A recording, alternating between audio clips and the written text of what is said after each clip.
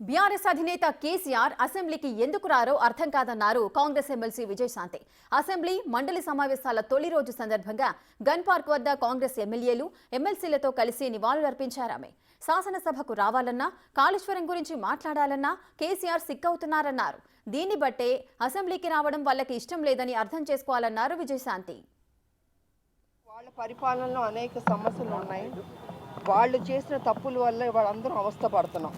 వాళ్ళు సక్రమంగా చేస్తుంటే ఉద్యమాలతో వచ్చిన వాళ్ళు టీఆర్ఎస్ కేసీఆర్ ఇవాళ మొత్తం రాష్ట్రాన్ని అప్పుల రాష్ట్రంగా చేసి వాళ్ళు అనేక సమస్యల్ని ఎక్కడ వేసిన గొంగులు అక్కడే ఉంటుంది.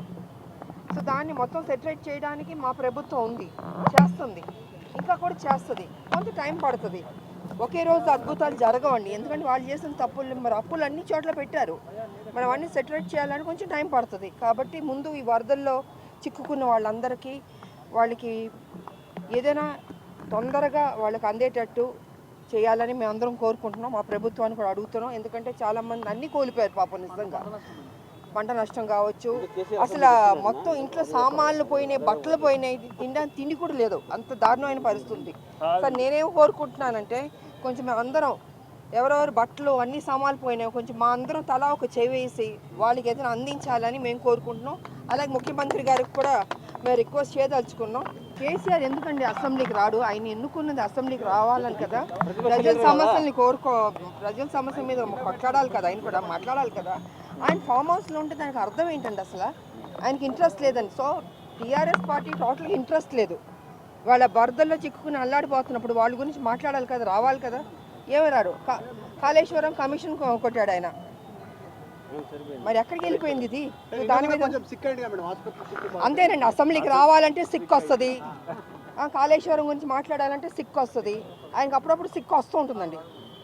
సో సిక్కున్న మనిషి లేకపోతే చెప్పేమనండి, నేను అసెంబ్లీకి రాను, నేను ఎమ్మెల్యేగా నన్ను గెలిపించాను, నేను రాజీనామా చేస్తానని చెప్పానండి. That be better. వాళ్ళ ఎంతో మంది ఉద్యమకారుల కష్టంతో తెలంగాణ రాష్ట్రం ఏర్పాటైందన్నారు కాంగ్రెస్ ఎమ్మెల్యే రాజగోపాల్ రెడ్డి. ఎమ్మెల్సీ అద్దంకి దయాకర్ ఇక శాసనసభ సమావేశాల నేపథ్యంలో ఆ అమరవీరుల త్యాగాలను గుర్తు చేసుకుంటూ వారికి నివాళులర్పించేందుకు గన్ పార్క్ వచ్చినట్లుగా వెల్లడించారు రాజగోపాల్ రెడ్డి, అద్దంకి దయాకర్.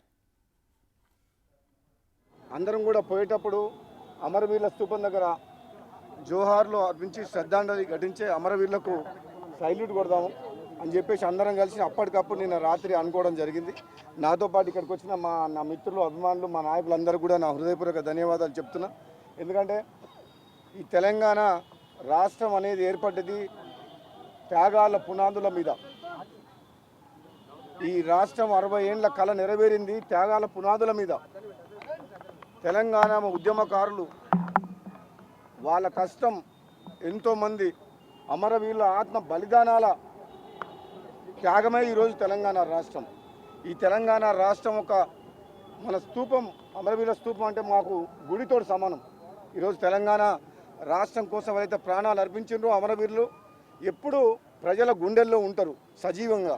అందుకనే మొట్టమొదటి సమావేశం కాబట్టి నేను ఇక్కడికి రావాలని, ఇక్కడికి వచ్చి ఒకసారి అమరవీరుల స్తూపాన్ని దర్శించుకోవాలని రావడం జరిగింది.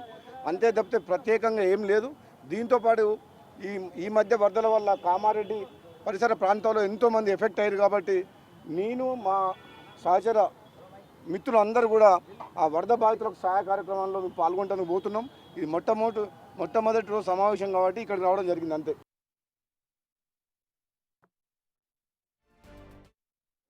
మరి ఆ ఉద్యమాలు కొనసాగి విజయం సాధించినప్పటికి కూడా తెలంగాణ అమరవీరుల యొక్క త్యాగం ప్రపంచంలోనే ఒక కొత్త తరహా ఇలా పుంతను తొక్కిన పరిస్థితి ఉన్నది. కాబట్టి వాళ్ళ యొక్క ఆశయాలకు, వాళ్ళ యొక్క కోరికలకు మేము అనుకూలంగా చట్టసభల్లో, శాసనమండలిలో మేము ప్రవర్తిస్తామని చెప్పి వాళ్ళకు ఒకసారి గుర్తు చేసుకోవడానికి ఈరోజు రావడం జరిగింది.